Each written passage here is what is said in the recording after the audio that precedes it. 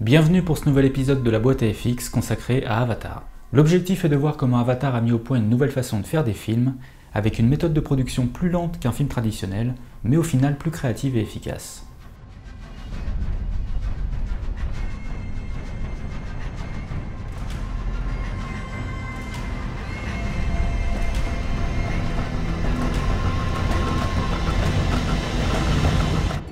Avatar est écrit et réalisé par James Cameron. Il est produit par la 20th Century Fox, Lightstorm Entertainment, Dune Entertainment et Ingenious Film Partners. Le budget de production est de 237 millions de dollars et 150 pour le marketing, ce qui fait 387 millions. La version cinéma dure 2h42, la première version longue 2h51 et la deuxième 2h58. Il sort en salle le 18 décembre aux États-Unis, mais 2 jours plus tôt en France. Les studios d'effets spéciaux sont Stan Winston Studio, Legacy Effects et Weta Workshop, tandis que les studios d'effets numériques sont Weta Digital, ILM, Framestore, Prime Focus, Hybrid, Hydraulix, Buff, Blur, Pixel Liberation, Spypost, Lola VFX, Look FX et The Third Floor. Le superviseur global des effets du film est Joe Letteri de Weta Digital. On peut compter autour de 2500 plans truqués. La vidéo présente 4 parties: les conceptions visuelles pour la création des designs, la production virtuelle pour le tournage en performance capture, le tournage en relief où l'on verra comment fonctionne le relief et comment il a été utilisé sur ce film, ainsi que les effets visuels où on passera en revue toutes les étapes de post-production visuelle des plans du film. En 1993, James Cameron, aux côtés de Stan Winston et Scott Ross, fonde le studio d'effets visuels Digital Domain. La première production est le film de Cameron True Lies. Viennent ensuite Apollo 13, Le Cinquième Élément et bien sûr Titanic en 1997. Lorsque Cameron fonde ce studio, son idée est d'initier des projets qui permettront de constamment pousser la technologie numérique le plus loin possible. Il veut que Digital Domain soit le numéro 1 du secteur. C'est pendant la préparation de Titanic en 1995, juste avant de partir en expédition vers le paquebot, que le cinéaste écrit un premier traitement d'Avatar. Un traitement n'est pas un scénario complet mais une sorte de nouvelle avec des bouts de dialogue, dans le cas présent d'une centaine de pages. Il souhaite d'abord que le tournage se déroule dans une vraie forêt, mais que les personnages soient entièrement virtuels. Mais pour que les personnages puissent véhiculer les émotions d'une vraie personne et soient les plus crédibles possibles, ils doivent être incarnés par des acteurs. Non seulement la technologie de cette époque ne permet pas d'avoir des personnages numériques avec une apparence photoréaliste, mais il est d'autant plus complexe de leur fournir des mouvements, expressions et émotions humaines qui fonctionnent. La motion capture est assez balbutiement et ne peut enregistrer que les mouvements corporels. Cette technique sera d'ailleurs utilisée pour peupler le Titanic sur des plans d'ensemble. Cameron se rend à l'évidence que les technologies ne sont pas encore prêtes pour tourner Avatar juste après Titanic, comme c'est initialement prévu. C'est ainsi qu'en 1998, il fonde une société Earthship dans le but de produire des documentaires sous-marins. Entre 2002 et 2004, il se lance dans 3 expéditions sous-marines: Expédition Bismarck sur l'épave du navire allemand éponyme coulé en 1941, Les Fantômes du Titanic et Aliens of the Deep, qui explore les profondeurs des océans Atlantique et Pacifique. Ces aventures lui donnent l'occasion de mettre au point et façonner une caméra en 3D relief qu'il co-développe depuis quelques années, mais nous le verrons tout à l'heure. La réussite de Gollum dans Les Deux Tours et Le Retour du Roi convainc Cameron que l'on peut désormais repousser les limites des personnages virtuels avec Avatar. C'est en 2005 que tout commence. À ce moment-là, Cameron a 2 projets personnels sous la main: Avatar et Battle Angel Alita, qui est l'adaptation d'un manga cyberpunk japonais. Ce dernier est censé être son prochain film. Le scénario est quasiment bouclé, le travail sur les designs a commencé, tout comme la recherche des décors. Mais pesant le pour et le contre entre les 2 projets, il réalise qu'Avatar est le plus important à ses yeux. Et sous l'appui de son fidèle producteur depuis Titanic, Jon Landau, il décide de se lancer officiellement dans l'entreprise Avatar. La grande particularité de ce projet est qu'il n'y a aucun précédent dans l'histoire du cinéma en termes de fabrication. En fait, il y a un peu tout à inventer. Cameron et Landau présentent Avatar aux dirigeants de la Fox en leur demandant de les financer 1 an afin de mettre au point les défis artistiques et technologiques pour réaliser ce film, dans l'espoir de leur prouver que ça fonctionnera. Ils acceptent et le chantier commence avec 2 équipes. Une équipe artistique commençant les recherches de design pour Pandora et sa population, et une équipe technique qui doit mettre au point tous les outils nécessaires pour la production du film, qui n'aura pas une approche classique mais virtuelle.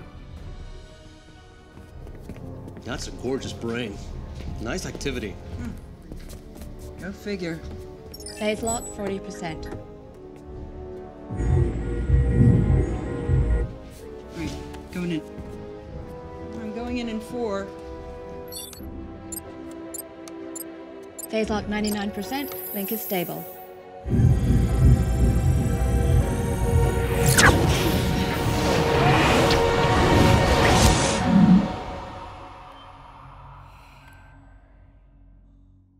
En 2005, l'équipe artistique, composée au départ de 4 personnes, commence le travail sur les designs de l'univers du film.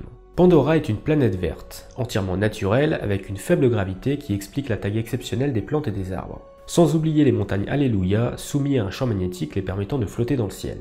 Elles sont d'ailleurs inspirées des monts Tianzi de Zhangjiajie, se trouvant en Chine. Des centaines de dessins et illustrations sont faits pour donner corps à cet environnement utopique.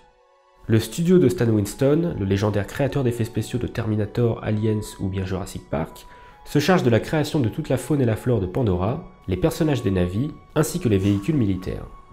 La mort de Stan Winston en 2008 amène à la création de Legacy Effect qui prend la relève.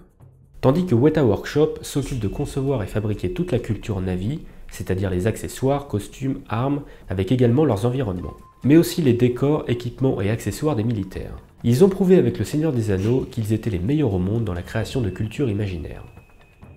On commence par Stan Winston Studio sur les créatures de Pandora, qui ont la particularité d'être hexapodes, donc d'avoir 6 membres. Ils conçoivent notamment un cheval à 6 pattes, l'Equidius, le roi de la jungle, le Thanator, le loup vipère, le Banshee, le Léonoptérix, ou encore le Prolémuris. Concernant les navis, Cameron avait déjà en 1995 une idée plutôt claire sur leur apparence. Ils font plus ou moins 3 mètres de haut, avec une silhouette athlétique, et la couleur bleue n'a jamais été discutée car c'est selon lui la couleur extraterrestre la plus agréable à regarder. Les travaux sur les designs se font d'abord au crayon, puis passent par Photoshop pour la couleur, et enfin ZBrush pour sculpter en 3D les concepts facilement tout en déclinant des versions rapidement. Une fois l'apparence des navis définie, un look humanoïde avec des attributs propres aux félins, comme le nez, les oreilles ou la queue, il faut ensuite adapter le visage de base en fonction de l'acteur qui incarnera son personnage. Afin que l'on puisse les reconnaître, la bouche est toujours conservée à l'identique, tout comme l'ossature autour des yeux. Ensuite, il sculpte dans ZBrush le visage des navis à partir des dessins. C'est là qu'il commence à transformer les visages navis en fonction de ceux des acteurs en se basant sur des photos. En parallèle, des bustes sont sculptés en argile. Cette méthode à l'ancienne offre l'avantage d'avoir le personnage réellement en face de soi et de pleinement apprécier les proportions du modèle de nos propres yeux, contrairement à ZBrush qui est un logiciel et donc nous fait voir le modèle à travers un objectif de caméra. C'est ainsi que tous les navis, une fois approuvés par dessin et sur ZBrush, passent par la sculpture en argile, avec des modèles de buste, puis de la tête aux pieds à taille réelle. Les sculptures définitives sont scannées pour obtenir un modèle 3D, puis envoyées à Weta Digital qui s'occupera de leur donner vie. Stan Winston Studio conçoit et construit l'AMP à taille réelle, faisant 4 mètres de haut. Les bras sont en revanche ajoutés par ordinateur. Cet engin permet d'amplifier les mouvements du personnage à l'échelle du véhicule. Il bouge son bras de 25 cm, l'AMP bouge le sien de 6 mètres. Son, I take care of my own. You get me what I need, I'll see to it you get your legs back when you rotate home. Your real legs. That sounds real good, sir.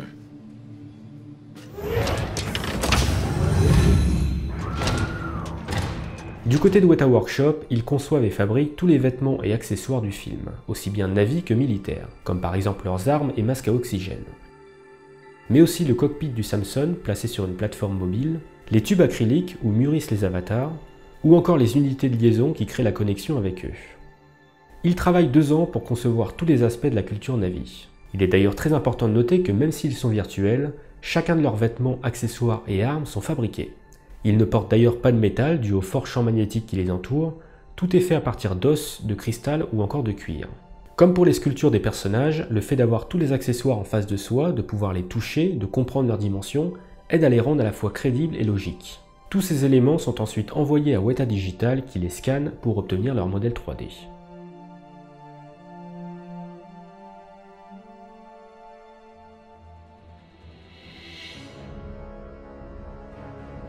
La production d'Avatar est très ambitieuse, car malgré la teneur quasi entièrement virtuelle du projet, Cameron souhaite avoir un contrôle absolu sur ce qu'il tourne, exactement comme il le ferait sur un long métrage classique.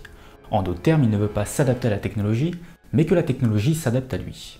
En avril 2005, Cameron visite le plateau de tournage du film Beowulf, tourné en performance capture par Robert Zemeckis, dont j'avais déjà parlé dans mon épisode lui étant consacré. Cameron réalise qu'il ne peut pas voir directement lors du tournage son environnement virtuel. Zemeckis enregistre la prestation des acteurs sans avoir de vision précise du décor. De plus, une fois le tournage fini, il doit confier la réalisation des plans au graphiste. En mai 2005, le superviseur de Digital Domain, Robert Legato, qui officie à ce poste sur Titanic, doit mettre au point un outil pour que Cameron puisse filmer lui-même les plans virtuels, et non plus passer par un infographiste qui devra interpréter sa vision. Mais avant de filmer quelque chose, il faut d'abord créer les environnements. À partir des designs de végétation, une équipe se charge pendant l'année 2006 de créer en 3D tous les assets, c'est-à-dire tous les objets et éléments de décor, les plantes, les arbres, etc. Par contre, les personnages et créatures sont récupérés de Legacy Effect ou Weta. Les assets sont faits dans Maya en low polygon, donc en basse définition, puis ils sont importés dans le logiciel Motion Builder. Comme le but est que la caméra puisse voir l'environnement et les personnages en temps réel, les modèles 3D doivent être très légers, c'est d'ailleurs souvent une image simplement plaquée sur une surface 3D. Glenn Derry est chargé de créer le système de caméra virtuelle d'Avatar. Elle se présente comme une console de jeu avec comme interface le logiciel Motion Builder, qui permet de montrer le décor virtuel en temps réel. Elle présente toutes les fonctionnalités possibles pour se balader dans l'environnement, on peut faire des travelling, se comporter comme une grue, tout en ayant bien sûr la possibilité d'ajuster l'échelle de la scène pour réaliser tout type de plan. On peut la multiplier par 10 pour filmer à hauteur d'un hélicoptère, ou encore la diminuer pour se rapprocher des plantes. Les images peuvent être ralenties pour cadrer des mouvements très rapides. Pour la communauté de l'anneau, en 2001, un prototype de caméra virtuelle était utilisé par Peter Jackson pour filmer l'animatique de l'attaque du troll dans les mines de la Moria avec un casque VR. Mais cet outil ne permettait pas d'aller plus loin et de s'en servir pour un tournage. En somme, le réalisateur possède une vraie caméra entre les mains et a tous les outils pour tout filmer lui-même. Mais surtout, il peut désormais voir lors du tournage non pas des murs blancs et des acteurs en pyjama, mais son monde virtuel. Il voit également les personnages en basse définition qui sont incarnés par des acteurs en performance capture. Les acteurs portent donc une combinaison en lycra avec des capteurs réfléchissant la lumière vers les 120 caméras infrarouges situées tout autour d'eux au plafond. Les caméras reçoivent les données de position des capteurs et les retransmettent sur le modèle 3D du personnage qu'interprète l'acteur. À l'époque de Titanic, la motion capture avait servi à enregistrer des mouvements corporels des passagers du navire lors des plans d'ensemble. En 2001, Cameron fait des tests de motion capture faciale sur un projet abandonné appelé Brother Termite, présentant un alien débarquant à Washington. Le visage est animé à partir d'un acteur filmé avec une caméra pointée sur lui. Robert Zemeckis met réellement au point la performance capture en 2004 avec le Pole Express. Les capteurs que l'acteur porte sur son visage sont des petites billes collées, ce qui n'est pas très pratique, d'autant qu'elles peuvent tomber, et le visage est enregistré avec les mêmes caméras que pour le corps. La captation reste donc assez sommaire, d'autant que l'objectif n'est pas d'avoir un résultat hyper réaliste pour ce film.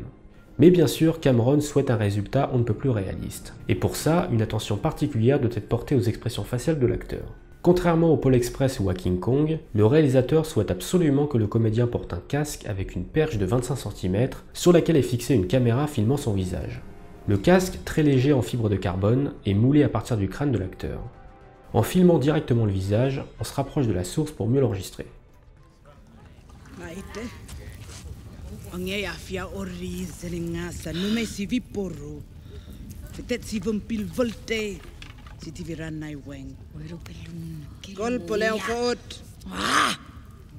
It is decided. My daughter will teach you our ways. Learn well, Jake Sully. Then we will see if your insanity can be cured. Le tournage en performance capture avec les acteurs commence en avril 2007 et se déroule à Playa Vista en Californie, dans un studio spécial que l'on appelle un volume. Tout le matériel, notamment les caméras infrarouges, est fourni par Giant Studio, déjà à l'œuvre sur Le Seigneur des Anneaux et King Kong. Des morceaux de décor très basiques sont construits pour les interactions avec les acteurs. Mais avant que ces derniers arrivent, pendant 6 mois, 7 doublures et cascadeurs répètent toutes les scènes. Cela permet d'anticiper comment vont se dérouler les séquences d'action, mais également en profiter pour mettre en place l'environnement virtuel. À quoi ressemblera chaque décor? L'idée est de ne faire ni storyboard ni animatique 2D ou 3D traditionnel, mais de directement préfilmer dans le volume chaque scène pour que la prévisualisation, ou l'animatique, soit en fait un pré-tournage. Malheureusement, comme les technologies sont développées pendant qu'ils travaillent, ils passeront le plus clair de leur temps à régler les problèmes qu'a pleinement organisé le film. Ils réussissent tout de même à planifier les séquences de vol et toute la bataille finale, en faisant de la motion capture sur des petits hélicoptères, vaisseaux ou des Banshee en fil de fer. D'ailleurs, lors de l'enregistrement avec les acteurs, un des gros challenges est le vol sur le dos des Banshee. Les acteurs se tiennent sur un système multi-axe tenant en équilibre. Contrairement à une moto, ils doivent toujours se pencher dans le sens inverse de la direction souhaitée, afin de compenser l'équilibre lors des virages. Pour avoir des mouvements naturels et organiques, le support représentant le Banshee est manipulé en temps réel par des techniciens.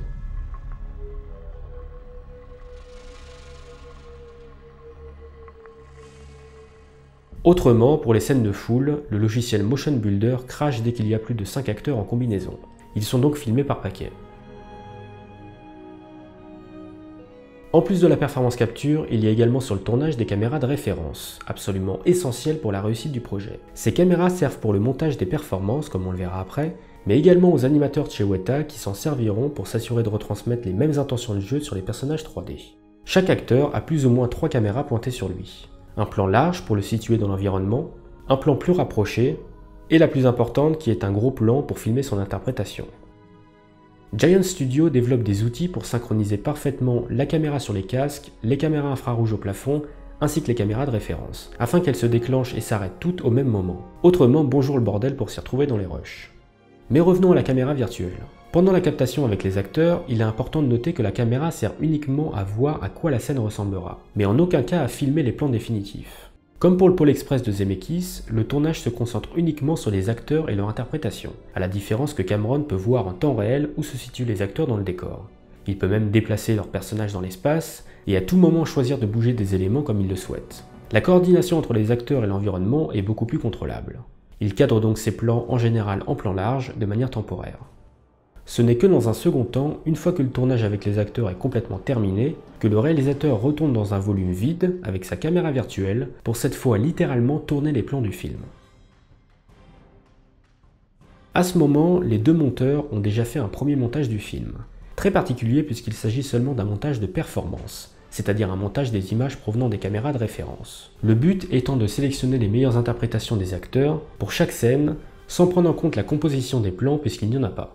Une fois validé, Cameron peut filmer ses plans avec dans sa caméra les bonnes interprétations choisies au montage, transférées sur les personnages 3D. A noter que ces personnages sont en low poly, en basse définition, donc leur visage est statique, il n'y a que les mouvements corporels. Ce qui veut dire que lorsque Cameron tourne, il ne se soucie plus cette fois de l'interprétation des acteurs, mais de la composition du cadre. Il en profite également pour ajuster le décor comme il veut. Pour les créatures, Weta les anime d'abord pour qu'il puisse les voir en action dans son cadre. C'est pendant que les plans sont tournés qu'ils sont directement envoyés aux deux monteurs qui font cette fois un vrai montage traditionnel, avec les images virtuelles, en travaillant le rythme et les valeurs de cadre. La méthode est donc de d'abord s'occuper de l'interprétation des acteurs, de faire un montage d'interprétation à partir des images réelles, puis dans un second temps de la composition des plans avec un montage traditionnel à partir des images virtuelles. Une fois que le montage des scènes est validé, chaque plan est envoyé chez Weta qui, comme nous le verrons tout à l'heure, auront juste à appuyer sur le bouton joli. The voices of our ancestors.